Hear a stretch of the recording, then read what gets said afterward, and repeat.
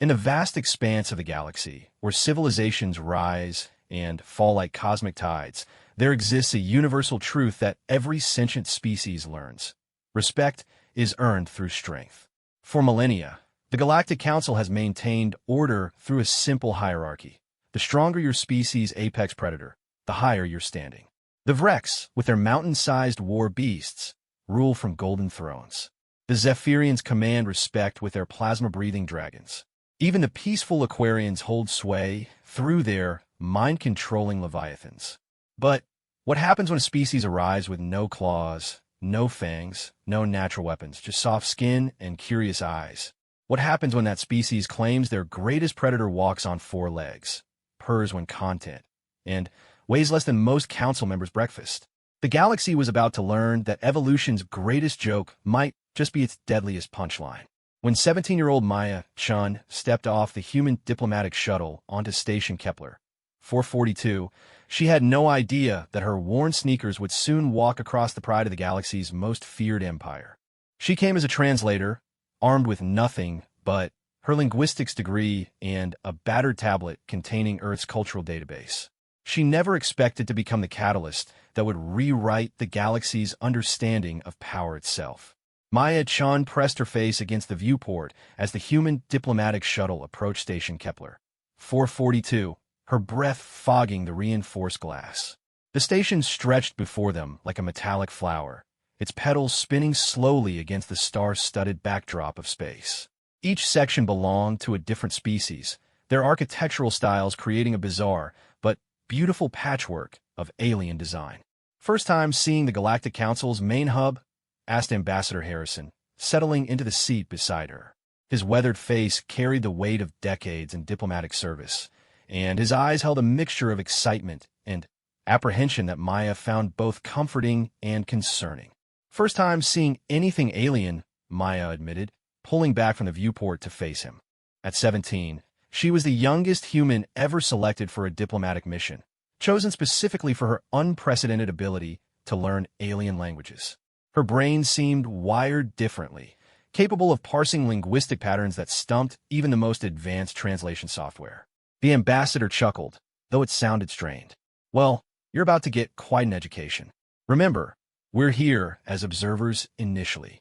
Humanity's application for council membership is still under review, and we need to prove we belong among the galactic community. Maya nodded, though her stomach churned with nervous energy. Through her tablet's cultural database, she'd studied every known council species, learning their basic languages, customs, and social hierarchies. What she discovered had been both fascinating and intimidating. The galaxy operated on a principle as old as evolution itself, the food chain. Species were ranked based on their homeworld's apex predator, with the assumption that those who evolved alongside more dangerous creatures would naturally be stronger, more resilient, and more capable of leadership. It was a crude system, but it had maintained galactic peace for over 3,000 years. The Vrex Empire sat at the top, their homeworld dominated by creatures called Shadowmoss, 60-foot-long beasts with hide like living metal and jaws that could crush starship hulls. The Vrex themselves had evolved as pack hunters, developing advanced technology specifically to hunt these monsters. Their society was built on strength and conquest, and they ruled the council with an iron fist. Below them, the hierarchy descended through dozens of species. The Zephyrians, whose crystal dragons could melt cities with their breath. The Korthak, who shared their world with hive-minded insectoids the size of buildings. The Siltari, whose oceans teemed with telepathic krakens. Each species had earned its place through the simple logic of survival against impossible odds. And then there were humans. Maya's fingers tightened around her tablet as she remembered the files on Earth's apex predators. Lions, tigers, bears, sharks, impressive by Earth standards but laughably small compared to galactic benchmarks. The largest Earth predator in recorded history had been the Spinosaurus, and even that ancient giant would be considered a minor threat on most council worlds. Worse yet, humans had long since eliminated or contained most of their dangerous wildlife. They lived in climate-controlled cities, drove vehicles that did the hunting for them, and their greatest predatory challenge came from other humans. To the galactic community, they appear to be a species that had grown soft, weak, and dependent on technology for survival. The shuttle shuddered as it entered the station's docking bay, and Maya watched through the viewport as massive mechanical arms guided them into position. The bay itself was a marvel of engineering, with atmospheric shields that allowed ships from different worlds to dock despite vastly different environmental needs. She could see vessels from across the galaxy, sleek Zephyrian crystal ships that seemed to be made of living light, bulky Vrex warships that looked like flying fortresses, and dozens of others in shapes and sizes that defied imagination. "Remember," Ambassador Harrison said as they felt the soft thump of the shuttle settling into its docking cradle, "we're here to learn and observe. Don't take any challenges personally, and absolutely don't engage in any displays of aggression. Some of these species consider direct eye contact an act of war." Maya smiled despite her nerves. "Don't worry, Ambassador. I did my homework. I know that Vrex consider showing teeth a threat. Siltari communicate through color changes in their skin, and Korthak consider pointing at them equivalent to declaring vendetta. I've got 17 different greeting protocols memorized. Good girl." Harrison's expression softened with something approaching paternal pride. "Your parents will be proud. Not many people get to represent their entire species at your age." The mention of her parents sent a familiar pang through Maya's chest. They died in a transport accident 3 years earlier, leaving her with nothing but her unusual gift for languages and a determination to make their dreams of human space exploration come true. This mission was her chance to honor their memory and prove that humanity belonged among the stars. The airlock cycled with a soft hiss, and Maya felt her first breath of station atmosphere. It was carefully filtered and neutral, designed to be safe for all known species, but it still tasted different, slightly metallic, with an ozone aftertaste that reminded her of thunderstorms. They emerged into a vast corridor that stretched in both directions, its walls lined with shops, restaurants, and services catering to every conceivable alien need. The diversity was overwhelming. Towering Vrex warriors in powered armor walked alongside floating ethereal merchants who seemed to be made of living starlight. A group of insectoid Korthak clicked and chittered in animated conversation, while a family of four-armed Eltharians browsed a stall selling crystallized emotions. Maya's linguistic centers fired rapidly as she caught fragments of conversation in a dozen different languages. Her brain automatically began parsing syntax and grammar patterns, filing away new vocabulary and grammatical structures for later analysis. It was like being surrounded by a symphony of meaning, each voice adding new notes to her understanding of galactic communication. "Stay close," Harrison murmured, guiding her through the crowds. "We're headed to the diplomatic quarter first, then the council chambers for the afternoon session." They made their way through the station's main thoroughfare, Maya's eyes drinking in every detail. The architecture adapted seamlessly to accommodate different species' needs. Wider passages for the massive Rex, specialized lighting for the photosensitive Umbrians, even gravity fields that allowed the gas-based Celestials to maintain coherent forms. But it was the social dynamics that truly fascinated her. She watched as smaller species stepped aside for larger ones, as certain groups naturally defer to others based on some invisible hierarchy. It wasn't fear exactly, but a deeply ingrained recognition of status that permeated every interaction. They passed a large viewing screen broadcasting news from across the galaxy, and Maya paused to watch. The lead story showed Vrex forces successfully defending a mining colony from space pirates, their massive warriors moving with surprising grace despite their bulk. The narrator, speaking in galactic standard, praised their natural superiority and evolutionary advantages. "Come on," Harrison said gently, taking her arm. "We don't want to be late for our first meeting." The diplomatic quarter was a more subdued area of the station, with offices and meeting rooms designed for interspecies negotiations. They were met by a tall, willowy figure with pale blue skin and large, dark eyes that seemed to hold the depth of oceans. "Ambassador Harrison," the figure said in perfectly accented English, though Maya noticed the slight melodic quality that marked it as a Siltari speaker. "I'm Diplomatic Aide Kellern. Welcome to Station Kepler 442. Harrison bowed slightly, careful not to make direct eye contact. "Thank you for your courtesy, Aide Kellern. This is Maya Chun, our linguistics specialist." Kellern's attention shifted to Maya, and she felt a gentle pressure at the edges of her mind. the Silthari's natural empathic abilities probing her emotional state. She kept her thoughts calm and respectful, having practiced this interaction dozens of times. Interesting, Keller murmured, the pressure withdrawing. Your emotional patterns are quite unique, Miss Chun. Very controlled for such a young human. Thank you, Maya replied in careful Silthari, the flowing syllables feeling strange on her human tongue. We are honored by your welcome and grateful for the Council's consideration of our application. Kellen's eyebrows rose slightly. Your pronunciation is excellent.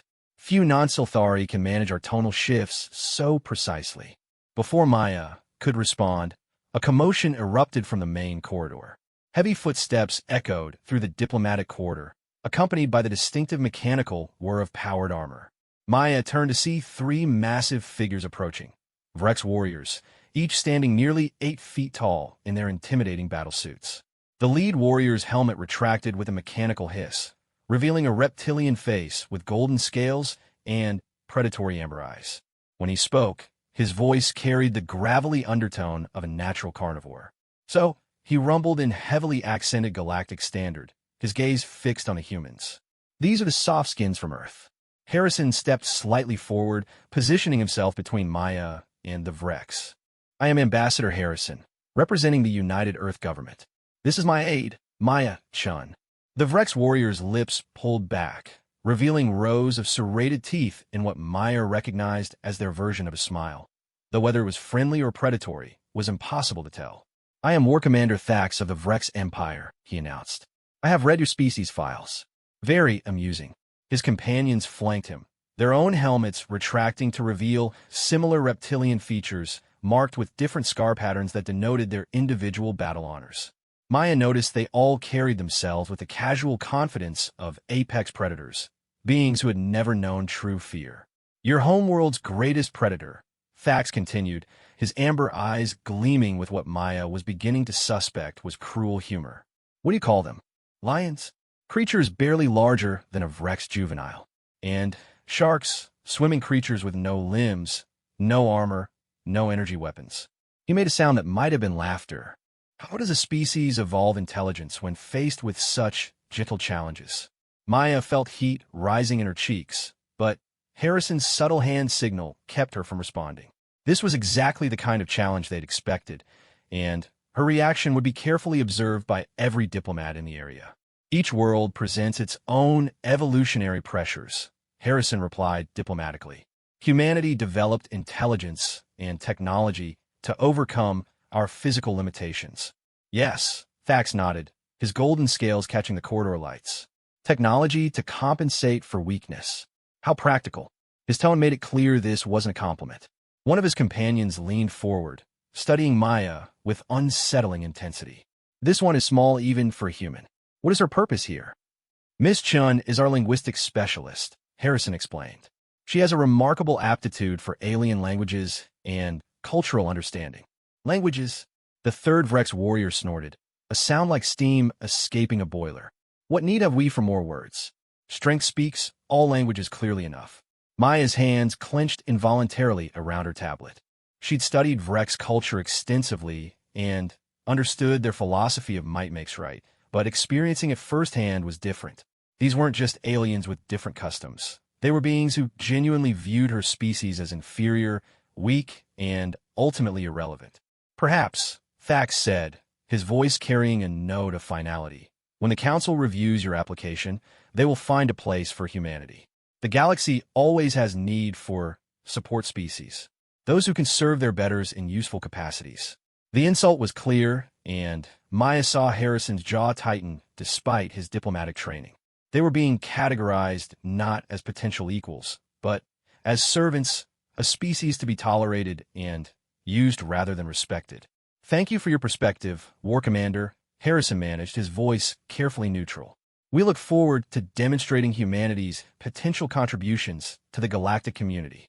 Thax's amber eyes glittered with amusement. Indeed, we shall observe your demonstrations with great interest. He turned to his companions.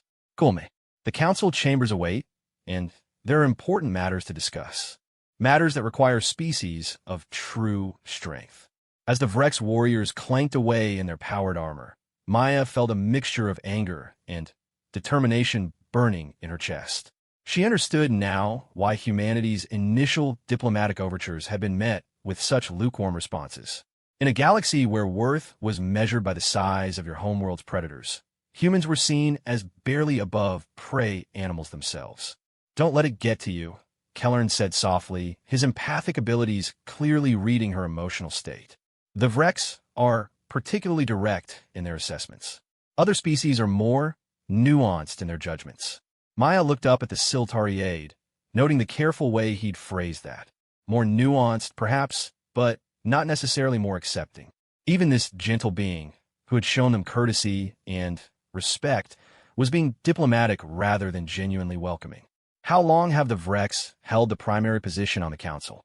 Maya asked, switching to Siltari to practice the language and perhaps encourage more honest conversation. Kelleran's large eyes showed surprise at her fluency, but he answered readily. "Nearly 2,000 years since they unified the Outer Rim worlds under their protection. Their strength has been unquestioned in that time. And their homeworld predators? The Shadow Moss? They're truly as dangerous as the files suggest." "More so," Kelleran admitted. "I have seen holographic recordings of Vrex hunts. The creatures they face would devastate most Council worlds if released there. It is impressive that any species could evolve intelligence while sharing a planet with such beasts." Maya nodded thoughtfully. The more she learned about galactic politics, the more she understood the challenge humanity faced. It wasn't just about proving they were civilized or technologically capable. They had to somehow demonstrate that a species evolved in Earth's relatively gentle environment could contribute meaningfully to a community forged in far harsher crucibles. "Come," Harrison said, checking his chronometer. "We should prepare for the afternoon session. Maya, I want you observing and taking notes on interspecies interactions. Look for patterns, hierarchies, anything that might help us understand how to position humanity more effectively." As they made their way toward the council chambers, Maya's mind raced with possibilities. There had to be something, some aspect of human evolution or culture that could command respect in this harsh galactic community. Her parents had always told her that every problem had a solution if you looked at it from the right angle. She just had to find humanity's angle before the galaxy dismissed them as irrelevant. The council chambers were a vast amphitheater designed to accommodate hundreds of different species simultaneously. The seating arrangements told their own story. The largest, most prominent positions for the Vrex and other apex predator species, with smaller, more marginal seating for those lower in the hierarchy. The human delegation had been assigned seats in the observer section, a clear indication of their provisional status. Maya settled into her chair, tablet ready, and prepared to learn everything she could about the intricate dance of galactic politics. The session was called to order by a towering Vrex official whose scarred hide spoke of countless battles survived. As various speakers took the floor to discuss trade agreements, territorial disputes, and resource allocation, Maya began to notice patterns in how different species interacted. Strength wasn't just about physical power. It was about confidence, presence, and the ability to project authority without obvious effort. The most respected speakers weren't necessarily the largest, but they all carried themselves with an assurance that came from knowing their place in the galaxy's hierarchy. Humanity needed to find their own source of that confidence. Maya just hoped they'd have the chance to discover it before the council made its final judgment on their application. As the session continued into the evening shift cycle, Maya filled her tablet with observations and linguistic notes, building a comprehensive picture of galactic society. Somewhere in all this information, she was certain, lay the key to humanity's acceptance among the stars. She just had to find it before it was too late. Maya woke to the soft chime of the station's artificial dawn cycle, her mind immediately alert despite the strange surroundings. Her quarters in the diplomatic section were modest, but comfortable, designed with adjustable environmental controls to accommodate human physiology. Through the viewport beside her bed, she could see the slow rotation of space, stars wheeling in their eternal dance. 3 days had passed since their arrival, and each had brought new challenges to humanity's diplomatic mission. The morning briefings with Ambassador Harrison had become increasingly tense as reports filtered in from other council members. Their application wasn't being outright rejected, but the responses ranged from polite indifference to barely concealed amusement. Maya checked her tablet for the day's schedule. Another council session, this time focused on defense protocols for the Outer Rim territories. It would be their fourth day of observation, and she was beginning to understand the subtle undercurrents that govern galactic politics. The hierarchy wasn't just about respect, it was about responsibility. The species at the top of the food chain, literally and figuratively, were expected to protect and guide those below them. The Vrex bore the burden of defending entire star systems against threats that lesser species couldn't handle. Their arrogance was earned through centuries of sacrifice and victory against impossible odds. But where did that leave humanity? She made her way to the diplomatic quarters common area, where species mingled over breakfast in a careful dance of social positioning. The sight that greeted her there made her pause at the entrance. A young Korthak delegation member sat alone at a corner table, his insectoid features twitching with obvious distress. Maya had learned enough about their body language to recognize the signs of social anxiety. The four-armed creature was trying to access his meal with eating utensils clearly designed for bipedal species, and failing miserably. Around him, other species pointedly ignored his struggle. It wasn't cruelty exactly, but the kind of social indifference that comes from strict hierarchical thinking. Korthak were considered mid-tier in the galactic pecking order. Their homeworld's giant hive insects were formidable, but they operated on instinct rather than intelligence. The Korthak themselves had evolved as the only sapient species capable of communicating with these creatures, making them valuable but not respected. Maya glanced around the room, confirming that no one else was paying attention to the struggling young alien. Then, she made a decision that would have significant consequences for humanity's future among the stars. She approached the table slowly, keeping her movements non-threatening and her hands visible. The Korthak looked up as her shadow fell across his tray, his compound eyes reflecting her image in dozens of faceted fragments. "Excuse me," Maya said in careful Korthak standard, the clicking consonants feeling strange on her human tongue. "I noticed you might be having difficulty with the utensils. Would you accept assistance?" The young alien's eating arms froze mid-motion, and his color shifted through several shades that Maya recognized as surprise and confusion. "You speak our language?" he replied in heavily accented galactic standard, apparently too startled to maintain the linguistic formality. "I'm still learning," Maya admitted, settling into the chair across from him after a questioning gesture received a hesitant nod. "I'm Maya Chun, with the human delegation. You're part of the Korthak diplomatic mission." "Yes, I am. I'm called Skither." His voice carried the characteristic harmonic undertones of his species. "I have been assigned to observe council proceedings and report back to the hive mothers. But these—" He gestured helplessly at the utensils. "My people do not use such implements. We have feeding appendages adapted for our needs." Maya studied the problem quickly. The station's cafeteria was designed around the most common species' needs, which meant utensils shaped for bilateral symmetry and opposing thumbs. Skeether's eating arms ended in delicate manipulator appendages better suited for precision work than grasping broad handles. "May I?" Maya asked, indicating his tray. When he nodded, she began rearranging his meal into smaller, more manageable portions that could be accessed directly with his precise manipulator tips. "My species had similar challenges when we first began using tools. We learned to modify our approach rather than modify the tools themselves." Skither watched her work with growing fascination. "Your species faced evolutionary pressure to develop tool use? What manner of predators required such adaptation?" Maya paused, realizing she'd stumbled into dangerous conversational territory. How could she explain that humans had developed tools not to fight great predators, but to hunt smaller prey more efficiently? That humanity's greatest evolutionary advantage had been persistence and cooperation rather than strength or natural weapons. "Different worlds create different challenges," she said carefully, echoing Ambassador Harrison's diplomatic phrasing. "We learn to solve problems through innovation rather than force." "Innovation," Skeether repeated, testing the word in his harmonic voice. "This is why you were able to assist with my difficulty when others could not." Before Maya could answer, a shadow fell across their table. She looked up to see War Commander Thax approaching, his amber eyes fixed on their interaction with what appeared to be bemused interest. "How curious," the Vrex warrior rumbled, his massive frame blocking out the ambient lighting. "The soft skin involves herself in the struggles of others. Tell me, small human, What do you hope to gain from this assistance? Maya felt the sudden attention of the entire common area. Conversations had quieted as beings turned to observe the interaction between one of the galaxy's apex predators and representatives of its newest applicant species. She was acutely aware that her response would be analyzed and reported throughout the diplomatic community.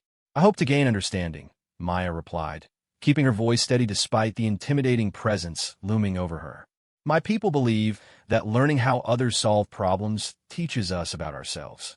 Fax's guard features shifted into what might have been amusement. And what have you learned from watching this one struggle with simple utensils? The question was clearly designed to embarrass both her and Skither, demonstrating the futility of helping those deemed beneath your station. Maya glanced at the young Korthak, who had gone very still, his compound eyes reflecting the fluorescent lighting like tiny mirrors. I've learned that intelligence takes many forms, Maya said, choosing her words carefully. Skither's manipulator appendages are far more precise than human hands. On his homeworld, such precision is probably essential for survival. The challenge here isn't his capability, it's the mismatch between his evolved advantages and these particular tools. She demonstrated by picking up one of the utensils with her comparatively clumsy human fingers. Then, showing how Skither's delicate appendages could manipulate individual food particles with surgical precision once the obstacles were removed. Different evolutionary paths, she continued, create different solutions to survival. That doesn't make one superior or inferior, just specialized for different challenges. Fax's amber eyes glittered with something that might have been approval, though his expression remained unreadable. Interesting philosophy from a species with no significant predatory challenges. But, tell me, Softskin, what happens when specialized solutions encounter problems they weren't evolved to solve? It was a direct challenge, and Maya realized she was being tested not just on her diplomatic skills, but on humanity's fundamental worthiness to join the galactic community. Her answer would either open doors or close them permanently. Then, they adapt, Maya said simply. They find new approaches, learn from other specialists, or develop technologies to bridge the gap. The alternative is extinction, and humans are still here. Indeed you are, Fax agreed, though his tone remained neutral. But surviving on a gentle world and thriving among the stars are very different challenges. Before Maya could respond, Skither's harmonic voice cut through the tension. If I may, War Commander, he said formally, his compound eyes reflecting multicolored patterns that Maya had learned indicated careful thought. The human demonstrates something that we of the hive mind value greatly. Fax turned his attention to the young Korthak, clearly surprised by his intervention in what had become a cross-species philosophical debate. She saw a problem that was not her concern, Skither continued, and addressed it without thought of gain or status. This is rare among the galaxy's diplomatic community. Most species focus on their own advancement and ignore the struggles of others unless alliance benefits are apparent. The weak help the weak, Fax observed dismissively. This proves nothing about either species' value to the greater galactic community. With respect, War Commander, Maya interjected, surprised by her own boldness. I disagree. Helping others isn't weakness, it's intelligence. A community where members support each other is stronger than one where everyone fights alone. The Vrex warrior's expression shifted, and for a moment Maya thought she had overstepped catastrophically. The common area had gone completely silent, and she could feel the weight of dozens of alien gazes focused on their conversation. Then, Fax did something unexpected. He laughed, a deep, rumbling sound that contained no mockery, only genuine amusement. Spoken like a true prey species, he said, but there was no insult in his tone now. Always thinking of herds and mutual protection. But, tell me, little human, what happens when the predator comes? When strength is not enough and intelligence fails? When cooperation means nothing because the threat is beyond your ability to comprehend or resist? Maya felt a chill run down her spine, not from fear of Fax himself, but from the implications of his question. There was something in his voice, a gravity that suggested he wasn't speaking theoretically. I suppose, Maya said slowly, that depends on the predator. Different threats require different responses. Fax studied her for a long moment, his amber eyes seeming to weigh her words against some internal standard. Finally, he nodded, a slight gesture, but one that carried significant weight in Vrek culture. "We shall see," he said cryptically. "The galaxy has ways of testing theories about strength and cooperation. Enjoy your breakfast, Softskin. And you, young Korthak, remember that accepting help can be as dangerous as refusing it. Choose your allies carefully." With that warning, the war commander moved away, his powered armor clicking softly as he rejoined his companions at a table across the room. Gradually, the normal sounds of conversation resumed, though Maya noticed several beings still glancing in their direction. "That was significant," Skeether observed quietly, his color patterns shifting through what Maya recognized as thoughtful analysis. War Commander Thax is not known for engaging in philosophical discussions with junior diplomatic staff. Your words must have carried more weight than you realize. Maya wasn't sure whether that was good or bad. What did he mean about the galaxy testing theories? Is there some kind of trial that new species have to pass? Skeether's manipulator appendages paused in their precise dismantling of his meal. "You truly do not know? Your diplomatic mission was not briefed on the evaluation protocols." "What evaluation protocols?" Maya felt a growing sense of unease as she realized there were aspects of galactic politics that humanity apparently hadn't been told about. "When a species applies for council membership," Skeether explained, his harmonic voice dropping to a more confidential register, "they must demonstrate not only peaceful intentions and technological capability, but also their ability to contribute to galactic security. This demonstration takes the form of practical trials." Maya's tablet suddenly felt very heavy in her hands. "What kind of practical trials?" "It varies based on the species' claimed capabilities," Skeether said. "Those who boast of military might must prove it in combat exercises. Those who claim diplomatic skills must successfully mediate actual conflicts. Those who offer technological innovation must solve real problems under pressure. And those who claim—" Maya swallowed hard, realizing where this was leading. "Those who claim their strength lies in cooperation and adaptability," Skeether finished gently, "must demonstrate these qualities when faced with challenges that test both, usually involving species or situations that other approaches have failed to resolve." Maya stared at her breakfast, suddenly understanding why Ambassador Harrison had seemed increasingly tense during their morning briefings. Humanity's application wasn't just being evaluated on paper. They were going to be tested in the field, and no one had told them. "When do these trials typically begin?" she asked, though she suspected she already knew the answer. "They have already begun," Skeether confirmed. "The moment your species set foot on this station, everything you do is being evaluated. Your interactions, your responses to challenges, your ability to navigate galactic society, all of it contributes to the final assessment." Maya thought back to every conversation she'd had since arriving, every response to Vrek's condescension, every moment of cultural confusion or diplomatic uncertainty. It had all been a test, and she'd been taking it without even knowing. "How long do the trials last?" she asked. "Until the council is satisfied with their assessment," Skeether replied. "Sometimes days, sometimes months. The trials end when either the species proves their worth or proves their inadequacy." Maya felt a cold weight settling in her stomach. Humanity's future among the stars wasn't just being decided in formal diplomatic sessions. It was being determined by every interaction, every decision, every moment of strength or weakness displayed by their small delegation. And she was beginning to suspect that her conversation with Skeether had just triggered the next phase of their evaluation.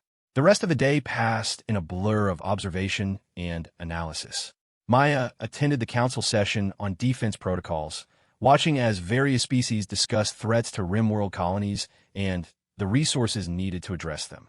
But her mind kept returning to Skeether's revelation about the evaluation protocols. Everything made more sense now. The Vrex delegation's pointed comments about human weakness, the subtle social positioning that occurred whenever she and Harrison appeared in public areas, even the seating arrangements in the council chambers.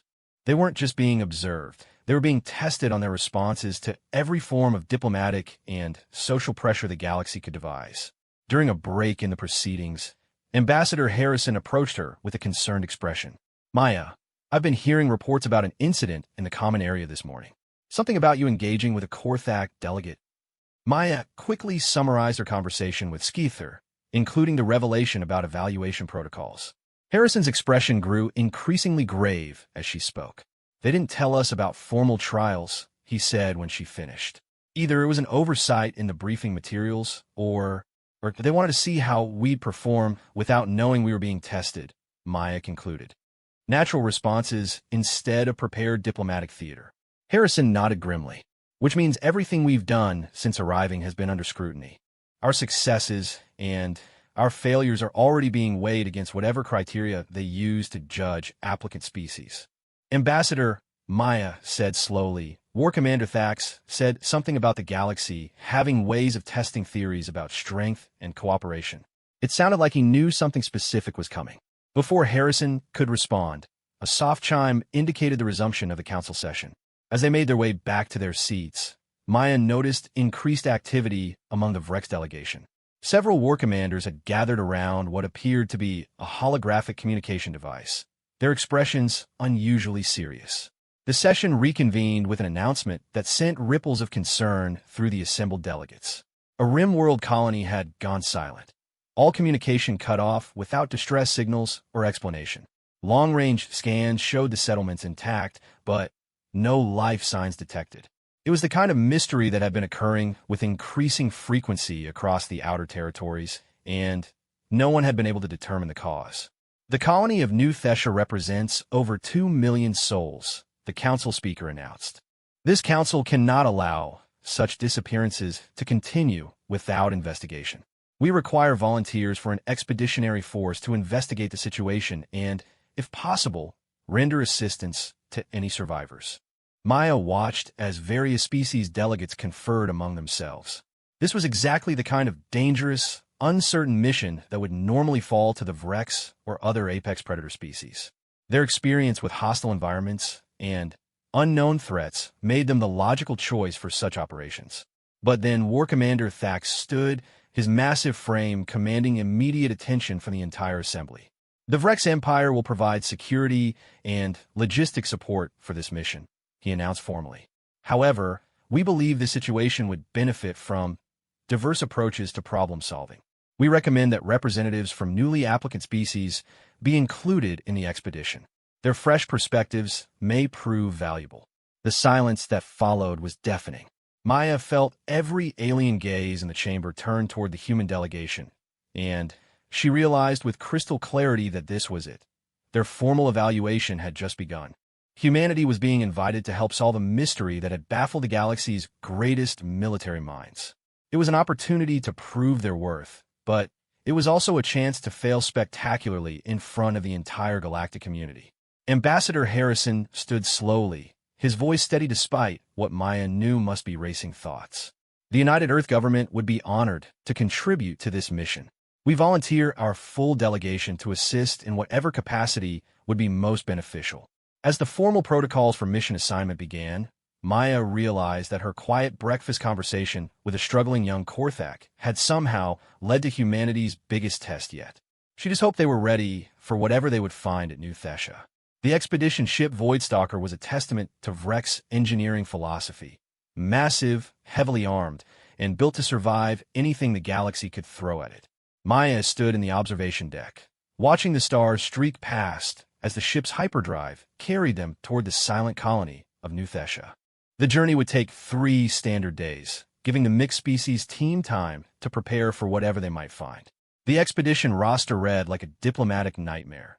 3 Vrex war commanders, 2 Siltari empaths, a Korthak technical specialist named Vorth who was apparently Skeether's clutchmate, a crystalline Zephyrian scout, and the entire human delegation. 12 beings from 6 different species, each bringing their own cultural assumptions and evolutionary advantages to bear on an increasingly puzzling mystery. Maya had spent the first day reviewing everything known about the disappearances. 7 colonies over the past 2 years, all in the Outer Rim territories, all following the same pattern. Normal communications one day, complete silence the next. No distress signals, no signs of struggle, no evidence of external attack. When investigation teams arrived, they found intact settlements with all technology functioning normally, but absolutely no trace of the inhabitants. No bodies, no signs of evacuation, no clues about where millions of beings had simply vanished. The working theories range from exotic diseases that completely dissolved organic matter to advanced alien abductions by some unknown species from beyond council space. None of them explained the consistent pattern of technological systems being left untouched while every living thing simply ceased to exist. Your species files show an unusual aptitude for solving complex puzzles, a familiar harmonic voice said behind her. Maya turned to find Vorth approaching, his compound eyes reflecting the star field beyond the viewport. The Korthak specialist was larger than his clutch mate Skither, with additional limbs that marked him as a technical cast member. We've always been curious, Maya admitted. Human children grow up asking why about everything they encounter. It drives our parents crazy, but it builds strong investigative instincts. Vortha's color patterns shifted through what she'd learned indicated amusement.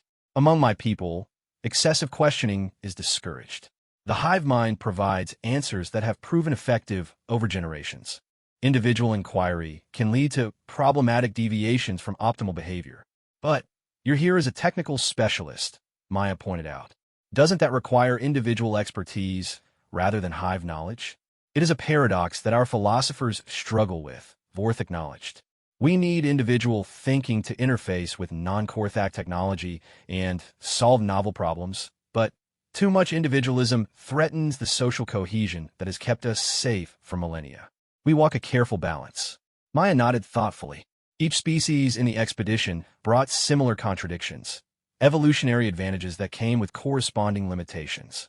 The Vreks were incredibly strong and battle-tested, but their society was built around conflict and dominance. The Siltari were empathic and wise, but their emotional sensitivity made them vulnerable to psychological attack. The Zephyrians were nearly incorporeal, allowing them to scout areas too dangerous for physical beings, but their crystalline forms were fragile and easily disrupted. Humans, she was beginning to realize, were generalists in a galaxy of specialists. They weren't the strongest, fastest, smartest, or most sensitive, but they could adapt to almost any situation and find creative solutions that more specialized minds might miss. The question was whether that adaptability would be enough to solve a mystery that had baffled every other approach. Miss Chun, came a deep voice from the observation deck's entrance. War Commander Thax approached, his armor servos whirring softly with each step. You have been studying the disappearance data extensively. What conclusions has your species' puzzle-solving ability reached? Maya glanced at Vorth, who gave an encouraging color shift that she interpreted as support. The Korthak specialist had become something of an ally during their journey, sharing technical insights and cultural observations that helped her understand the expedition's dynamics. I think we're approaching this backwards, Maya said, surprising herself with her boldness. Everyone's trying to determine what happened to the colonists, but maybe we should be asking why the technology was left behind. Thax's amber eyes narrowed with interest. Explain. Every theory about the disappearances assumes the colonists were the primary target, Maya continued, pulling up her tablet to display the data she'd been analyzing. But what if they weren't? What if the real goal was to access their technology without triggering security protocols?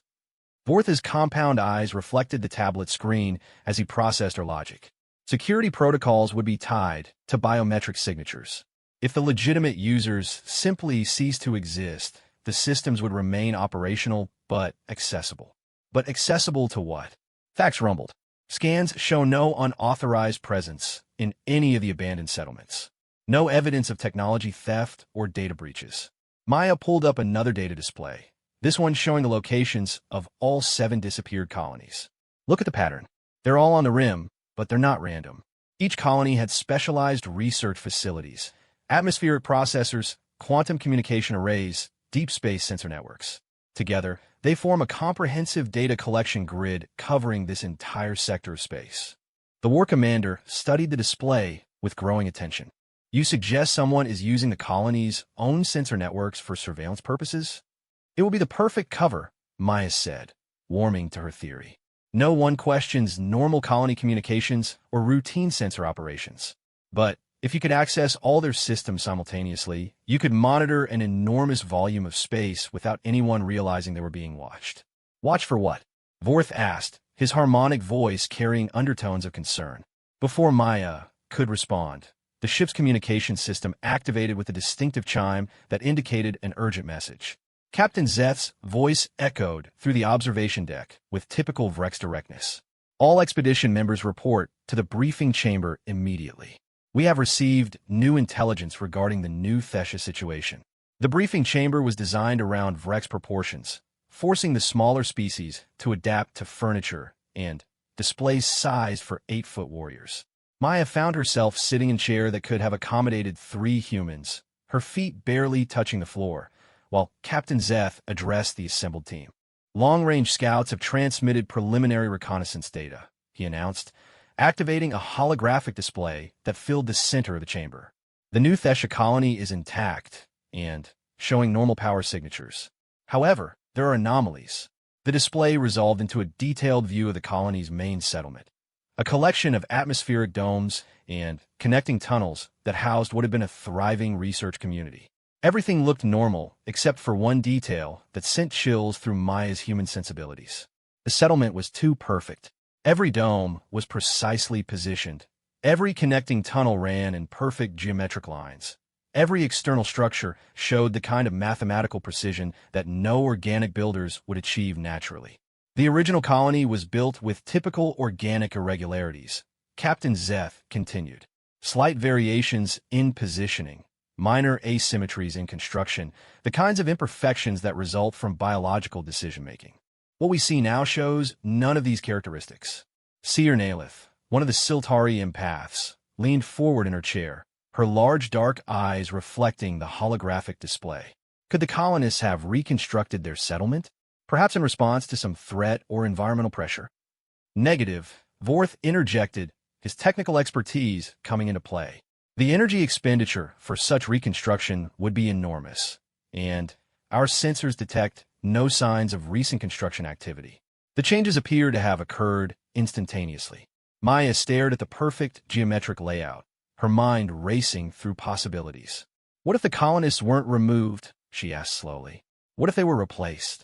The chamber fell silent, as every being processed the implications of her suggestion. Replaced by what? War Commander Krell, Fax's second-in-command, demanded. Our scans detect no life signs, no technological signatures that would indicate artificial constructs.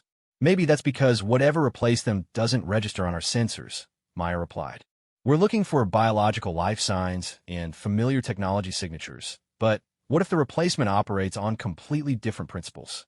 Crystal Scout Lumineth, the Zephyrian expedition member, shimmered with patterns of light that Maya had learned indicated deep contemplation. When Lumineth spoke, her voice carried the musical harmonics of her crystalline nature. The human raises an intriguing possibility, Lumineth chimed. My people's crystalline matrices allow us to perceive energy patterns that biological sensors cannot detect. If I were to conduct a close-range survey of the colony, I might be able to identify signatures that conventional scans would miss. Captain Zeth's scarred features showed the kind of careful consideration that had kept him alive through countless battles. Such a survey would require approaching the colony within detection range of any defensive systems.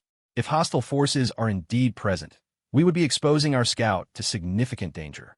All intelligence gathering involves risk, Fax observed. The question is whether the potential information justifies the exposure. Maya found herself speaking before she fully realized she had a plan. What if we don't go in blind? What if we use the colony's own sensor network to gather intelligence before committing to a physical approach? Every alien gaze turned to her, and she felt the familiar weight of representing her entire species in a moment of galactic significance.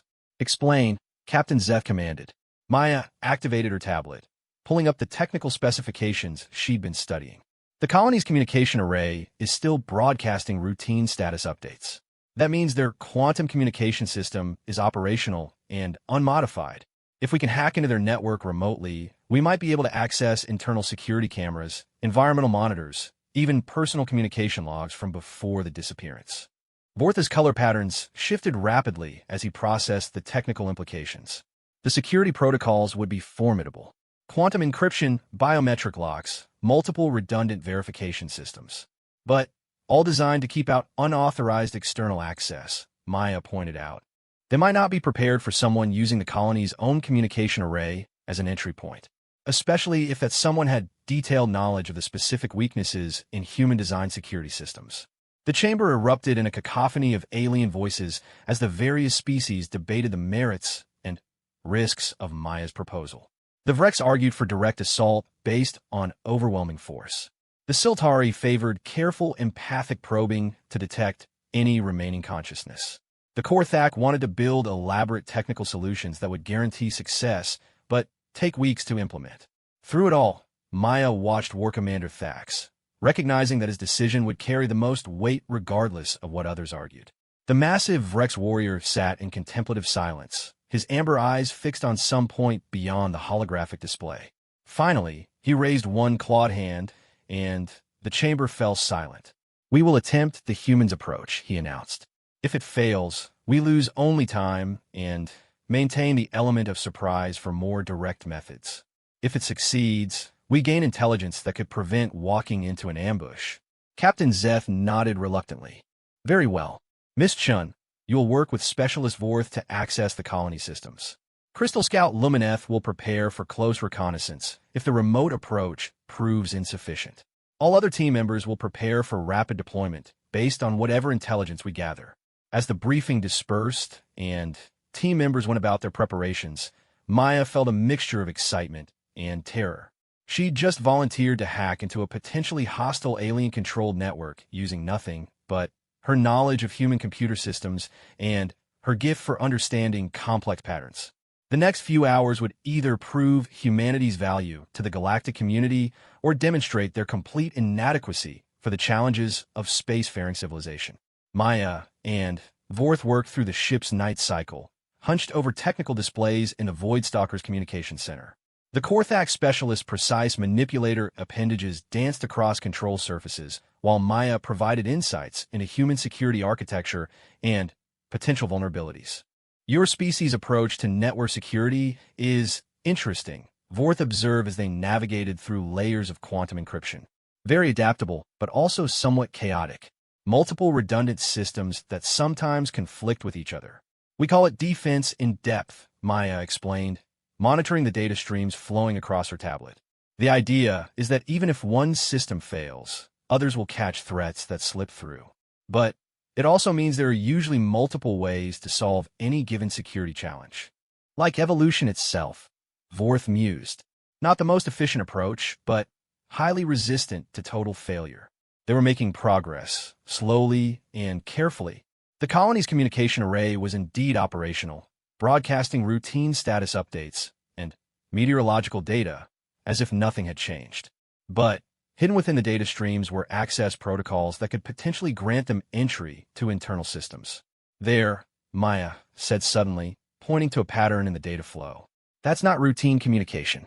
It's interactive. Something in the colony is actually using the communication array for real-time data transfer." Vorth's compound eyes focused on the anomaly. "Confirmed. Large-scale data movement, but encrypted beyond our ability to decode. Whatever is in the colony is communicating with something else. Or someone else," Maya added grimly. "Can we trace the destination?" "Working on it," Vorth replied, his four arms operating multiple control surfaces simultaneously. "The signal is being routed through several relay stations. Very sophisticated operational security. Whoever is doing this has extensive knowledge of galactic communication protocols." As they traced the signal's path through the galaxy's communication network, a pattern began to emerge that made Maya's blood run cold.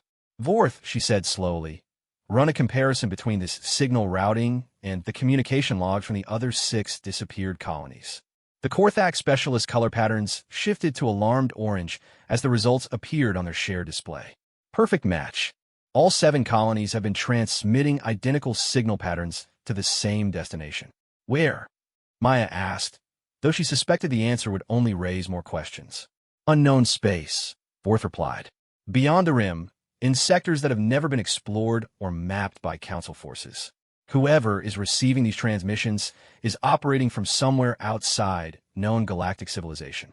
Maya stared at the display, her mind racing through the implications.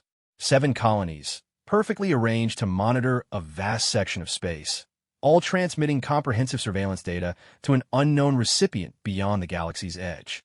Someone was watching the Council's territories, and They had converted human research colonies into surveillance outposts without anyone noticing. The question was, what were they looking for? Before Maya could voice her concerns, alarm klaxons began blaring throughout the ship. Captain Zeth's voice boomed over the communication system with urgent authority. All hands to battle stations. Unknown vessels have just dropped out of hyperspace at our destination. Multiple contacts, configuration unknown. This is not a drill. Maya and Vorth exchanged glances as the ship around them transformed from a research vessel into a warship. Emergency lighting cast everything in blood-red shadows while the sound of running feet and closing blast doors echoed through the corridors. It appears, Vorth observed with typical Korthak understatement, that our investigation has attracted unwanted attention. As the Void Stalker prepared for potential combat, Maya realized that their discovery of the surveillance network had been just the beginning. Someone had been monitoring council space for years, gathering intelligence for unknown purposes. And now that someone knew their secret had been discovered, the expedition to New Thesha had just become something much more dangerous than a rescue mission. It had become humanity's introduction to a threat that the rest of the galaxy didn't even know existed. Maya gripped her tablet tighter as the ship's weapons powered up around her, hoping that her species' gift for adaptation would be enough for whatever was waiting for them in the darkness ahead. The command bridge of the Void Stalker hummed with controlled tension as Captain Zeth coordinated the ship's defense systems. Through the main viewport, Maya could see them, three vessels unlike anything in the galactic databases, their hulls seeming to absorb light rather than reflect it. They hung motionless against the starfield, making no aggressive moves, but radiating an unmistakable sense of threat. Sensor Analysis Specialist Vorth, Captain Zeth commanded, his scarred hands dancing across tactical displays with practiced efficiency. Vorth's four arms worked frantically at the science station, his compound eyes reflecting the rapidly scrolling data streams. Composition unknown, Captain. The hulls appear to be constructed from materials that our sensors cannot identify. Energy signatures are present, but not recognizable as any known propulsion or weapons technology. Communications, any response to our hails? The captain continued, maintaining the calm professionalism that had made him legendary even among the wrecks. Negative, sir, replied the communications officer. They're not responding to any frequency or protocol in our database. However, the officer's voice carried a note of confusion. They're broadcasting something, a complex mathematical sequence that repeats every 67 seconds. Maya felt a chill run down her spine as pieces began clicking into place in her mind. Captain, can you display that mathematical sequence? Zeth's amber eyes fixed on her with typical Vrex directness. You believe you can interpret it, Miss Chun? Maybe, Maya replied, moving to the communication station. Humans have extensive experience with first contact scenarios in our fiction and theoretical planning. Mathematical sequences are often used as universal languages because mathematical truths should be consistent across all intelligent species. The sequence appeared on the main display, a complex series of prime numbers, geometric progressions, and what appeared to be spatial coordinates. But it was the pattern underlying the sequence that made Maya's breath catch. It's not random, she said, her voice growing more confident as she worked through the implications. It's a proof, a mathematical demonstration of advanced understanding. But more than that, it's a question. What kind of question? War Commander Thax asked, having arrived on the bridge during the initial alert. His massive frame dominated the already crowded command center. Maya pulled out her tablet, running the sequence through pattern analysis algorithms she'd developed for studying alien languages. It's asking if we understand the relationship between three-dimensional space and four-dimensional temporal mechanics. Specifically, it's testing whether we can solve a navigation equation that involves moving backwards through time. The bridge fell silent except for the soft hum of life support systems. Even by galactic standards, temporal mechanics were considered theoretical at best, dangerous speculation that most species avoided due to the paradoxes involved. Time travel, Captain Zeth said flatly. You're suggesting these beings possess temporal manipulation technology. I'm suggesting they're asking if we do, Maya corrected. This isn't a demonstration of their capabilities, it's a test of ours. Before anyone could respond, the unknown ship suddenly moved, not through normal space, but by simply appearing in new positions instantaneously. One moment, they were distant contacts. The next they had formed a perfect equilateral triangle around the Void Stalker, each vessel maintaining exactly the same distance from the wrecked ship. Impossible, Vorth muttered, his color patterns shifting through every shade of alarm in the Korthak spectrum. No known physics allows for instantaneous spatial displacement across such distances. Unless it's not spatial displacement, Maya said, her theoretical knowledge from Earth science fiction suddenly seeming far less fictional. What if they're moving through time instead of space, jumping backwards a few seconds to when they were in different positions relative to us? The implications hit the bridge crew simultaneously. If these beings could manipulate temporal flow, traditional concepts of warfare, defense, and even cause and effect became meaningless. How do you fight an enemy that can simply undo any damage you inflict by reverting to an earlier timeline? New transmission incoming, the communications officer announced. Same mathematical format, but different content.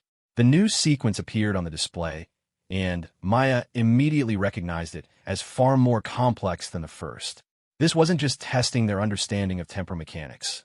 It was presenting a specific scenario involving multiple timeline branches and asking them to predict the outcome. They're not here to fight, Maya realized aloud. They're here to evaluate us, to determine if we've developed sufficient understanding of advanced physics to be worthy of something. Worthy of what? Fax demanded. Maya stared at the mathematical sequences, her mind racing through connections she'd been building since the mission began. The perfect positioning of the disappeared colonies, the sophisticated surveillance network, the aliens who appear to exist outside normal space-time. It all pointed to a conclusion that should have been terrifying but somehow felt inevitable. They're not invaders, she said slowly. They're gardeners. The bridge crew turned to her with expressions ranging from confusion to outright disbelief. Think about it, Maya continued, her voice gaining strength as the pattern became clearer. 7 colonies positioned to monitor this exact sector of space. All that surveillance data being transmitted beyond the galactic rim. These ships appearing the moment we discovered the surveillance network. They've been watching us, watching all of us, waiting to see if we would develop certain capabilities. To what end? Captain Zeth asked, though his tone suggested he was beginning to follow her logic. To determine if we're ready for the next stage, Maya replied. The disappearances weren't attacks, they were relocations. The colonists weren't killed, they were moved somewhere else. Somewhere safer. Vorth's compound eyes reflected the display screens as he processed the implications. You suggest these beings are conducting some form of evacuation? But from what? Before Maya could answer, space around them suddenly filled with new contacts.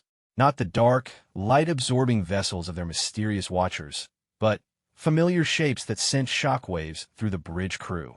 Ships, hundreds of them, appearing from hyperspace in perfect formation.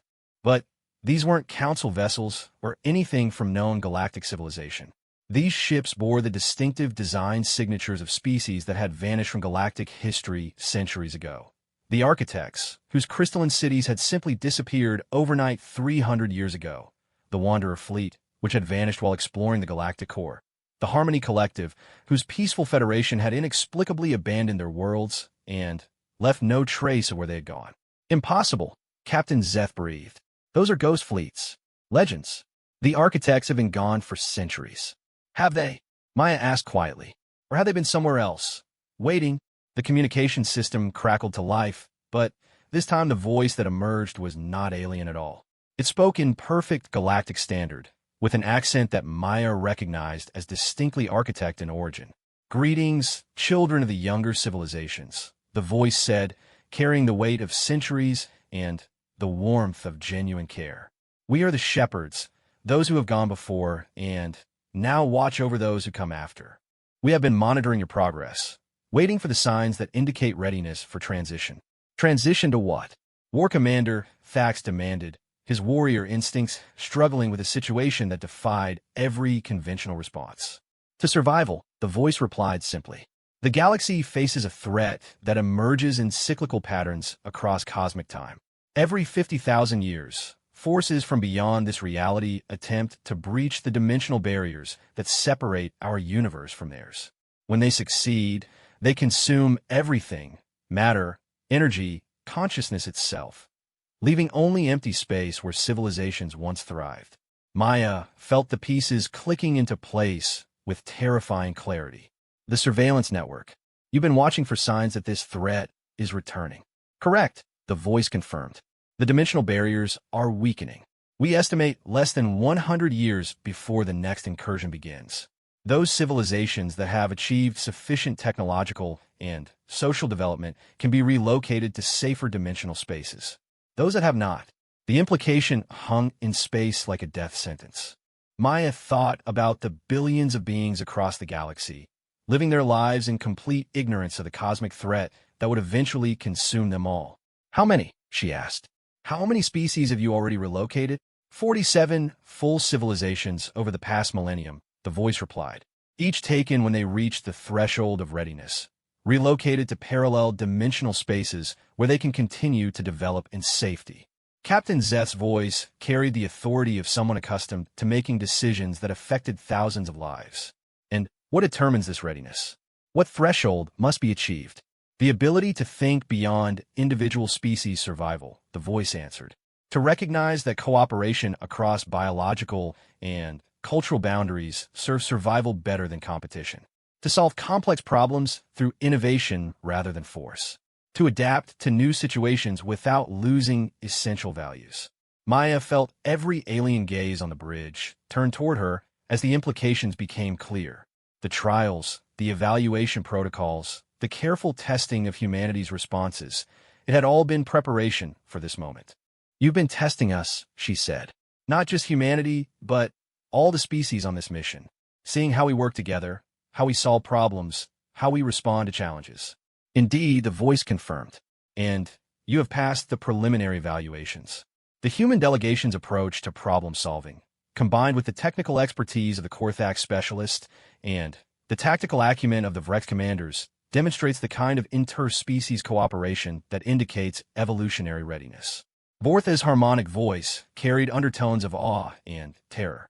But what of our civilizations? Our homeworlds? Billions of beings who are not ready for transition. The silence that followed was answer enough. Not everyone could be saved. Not everyone would be ready in time. The current evaluation mission will determine which species receive immediate relocation assistance, the voice continued. Those who demonstrate adaptability, cooperation, and innovative thinking will be offered sanctuary. Others will have additional time to develop these capabilities, but time is limited. War Commander Thax stepped forward, his massive frame seeming small against the magnitude of the revelation. And if we refuse? If we choose to remain and face this threat rather than flee to safety? Then you will fight, the voice replied with what sounded like respect. And you'll likely die. But that is your choice to make. We do not compel relocation. We only offer it to those who demonstrate wisdom enough to accept it. Maya looked around the bridge at the mixed species crew, each representative of civilizations with billions of individuals living normal lives, unaware that their entire existence hung in the balance of decisions being made in the depths of space. How long do we have to decide? She asked. The evaluation mission continues for 72 hours, the voice replied. During that time, you will be presented with scenarios designed to test your combined capabilities under stress. Success will guarantee relocation offers for your species. Failure. The voice trailed off, but the implication was clear. Failure meant being left to face cosmic annihilation with whatever resources they could muster. The first test begins now, the voice continued. The colony of New Thesha has been recreated in a pocket dimension where temporal flow can be controlled. You must discover what happened to the original colonists and find a way to reverse the process using only the resources available to your current team. The stars around them suddenly shifted, reality bending in ways that made Maya's human brain struggle to process the sensory input. When the distortion cleared, they were in orbit around New Thesha, but this wasn't the same planet they'd been approaching before. This New Thesha showed signs of massive environmental damage. Atmospheric disturbances, geological instability, and energy readings that suggested the planet itself was slowly tearing apart at the subatomic level. Whatever had happened to the colonists had been just the beginning of a cascade failure that threatened to destroy the entire world. You have 72 hours to solve this problem, the voice announced. The countdown begins now. As emergency alarms began sounding throughout the ship, Maya realized that humanity's greatest test had just begun. Not just their ability to think creatively or work with other species, but their capacity to save lives under impossible circumstances. The galaxy's future, including Earth's, would be determined by what they did in the next 3 days. Maya gripped her tablet tighter and prepared to prove that sometimes being a generalist in a galaxy of specialists was exactly what the universe needed. The planet below them was dying. Maya watched through the observation deck viewport as New Thessia convulsed in its death throes, massive atmospheric storms that sparked with unnatural energy, tectonic shifts that carved new canyons across continents, and an aurora that painted the sky in colors that shouldn't exist in normal space. The readings on her tablet showed a world caught in cascade failure, every system breaking down in perfect synchronization. 68 hours remained. Status report. Captain Zeth commanded as the expedition team gathered in the ship's main conference chamber. The past 4 hours had been a whirlwind of analysis, debate, and increasingly desperate theorizing about what they were facing. Crystal Scout Lumineth shimmered with patterns of deep concern as she delivered her reconnaissance findings. The dimensional pocket wherein contains an exact replica of New Thessia as it existed before the disappearance event.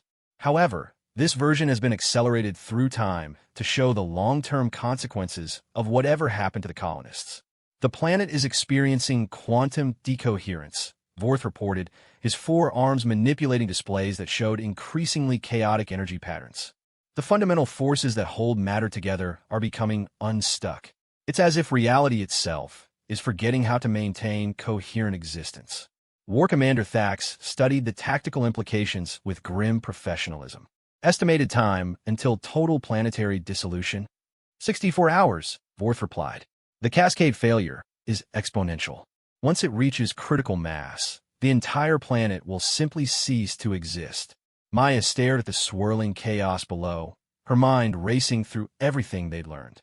The colonists had vanished without trace, but their technology had been left behind in perfect working order.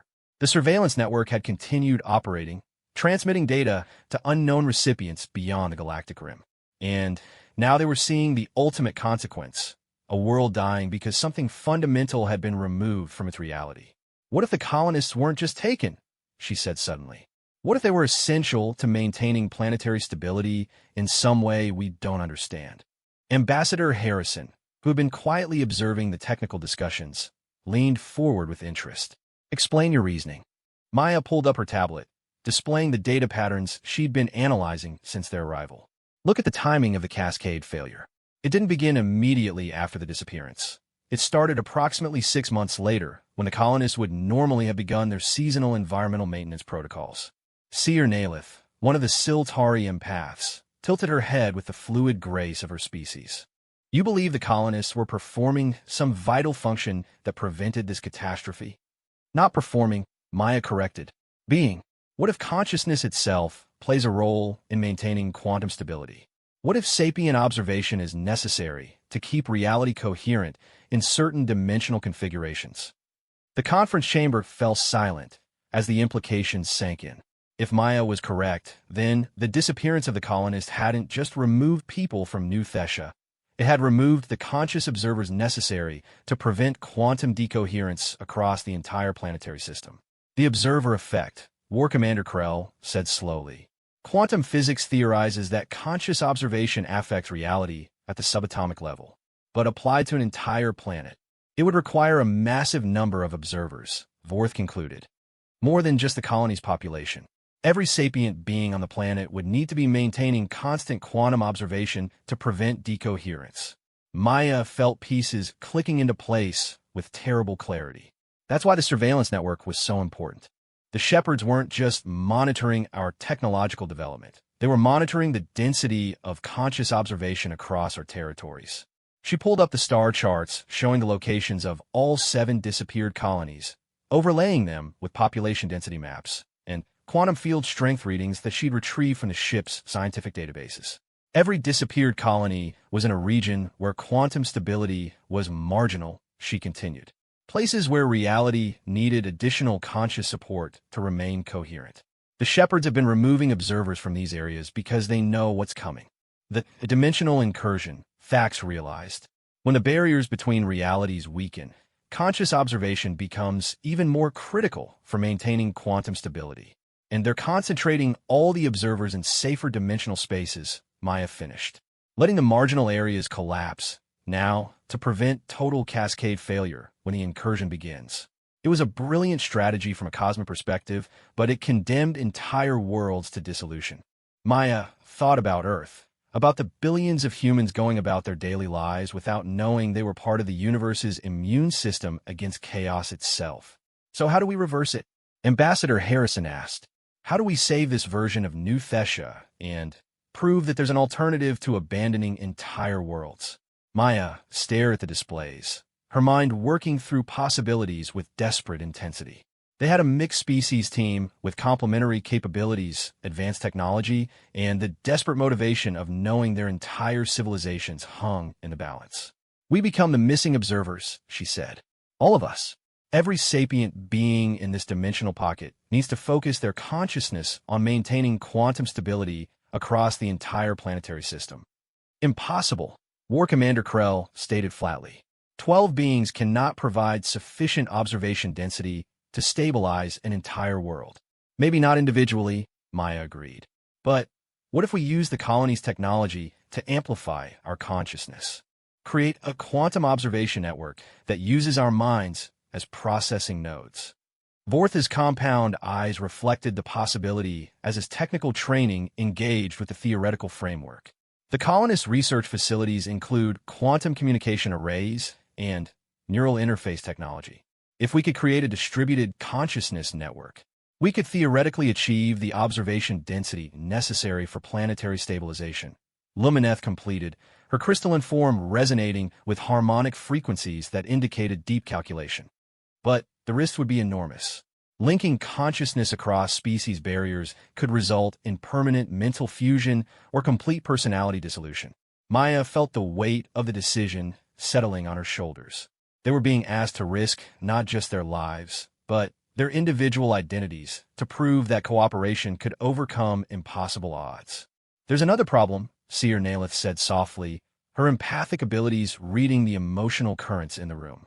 Even if we succeed in stabilizing this planet, we've only proven that the technique works in controlled conditions. The Shepherds will argue that it's not scalable to billions of beings across dozens of worlds when the Real incursion begins. Then, we'll have to prove it is scalable, Maya replied, her voice carrying a determination that surprised even herself. We'll have to show them that conscious cooperation can be organized on galactic scales. War Commander Thax's amber eyes studied her with the intensity of a predator evaluating prey.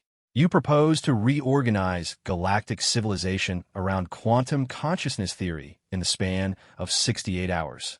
I propose to demonstrate the principles that could make such reorganization possible, Maya corrected. If we can stabilize New Thessia using cooperative observation, we can create a template for larger applications. Captain Zeth activated the ship's communication systems, his scarred features set in grim determination. All hands, prepare for planetary descent. We're going to attempt something that has never been tried in galactic history. The descent to New Thessia's surface was like entering a storm of pure chaos. The atmosphere crackled with energy discharges that painted the shuttle's hull in shifting patterns of light, while gravity fluctuations made their stomachs lurch with each course correction. Through the viewports, they could see the colony's domes flickering in and out of existence as quantum decoherence spread across the settlement. The colony's main research facility is still partially stable, Vorth reported from the pilot's seat.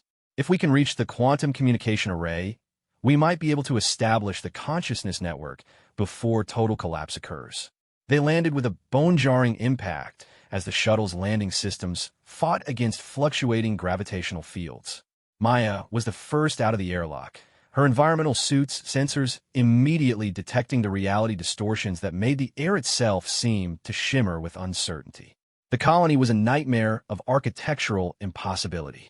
Buildings existed in multiple quantum states simultaneously, their walls solid and transparent at the same time. Walkways curved in directions that hurt to look at, while the central research dome pulsed with energy patterns that belonged to no known physics. Stay close, War Commander Thax commanded, his powered armor sensors working overtime to map a path through the unstable terrain. Reality distortions are increasing exponentially. We have perhaps 30 minutes before the environment becomes completely uninhabitable. They made their way through the dissolving colony, each step requiring careful navigation around areas where space itself had become uncertain. Maya's tablet showed quantum field readings that shouldn't be possible, matter existing in superposition states that should collapse the moment they were observed. The research facility's main chamber contained the quantum communication array, a crystalline structure that rose from the floor like a technological tree. Its branches held processing nodes that normally coordinated planetary communications, but Maya could see how to repurpose them for consciousness amplification. "Vorth, can you interface with the array?" she called out as reality warped around them. The Korthak specialist's 4 arms danced across alien control surfaces, his technical expertise translating across species barriers. "Accessing core protocols now.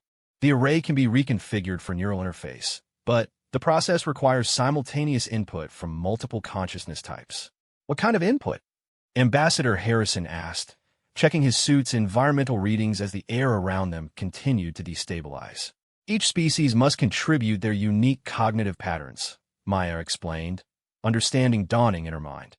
Vrek's tactical consciousness for pattern recognition, Siltari empathy for emotional stability, Korthak technical precision for system coordination, humans for adaptive flexibility and creative problem-solving. Lumineth's crystalline form resonated with approval. "My people can provide harmonic resonance to synchronize the different consciousness types. Together, we can create a stable observation matrix."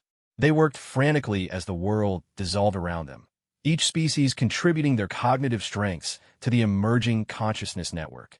Maya felt her human flexibility serving as a bridge between the others' specialized minds, finding connections that more focused thinking might miss. "Network initialization complete," Vorth announced. "Consciousness amplification in 3, 2. Maya felt her awareness explode outward as the quantum array activated. Suddenly, she wasn't just Maya Chun standing in a dissolving research facility. She was part of a vast, distributed mind that encompassed the entire planet. She could feel Thax's tactical precision mapping quantum instabilities, Nalith's empathy reading the emotional resonance of decaying matter, Vorth's technical expertise analyzing the mathematical relationships that held reality together. But, more than that, she could feel the planet itself, not as a dead ball of rock, but as a complex system of interconnected quantum states that required conscious observation to remain stable.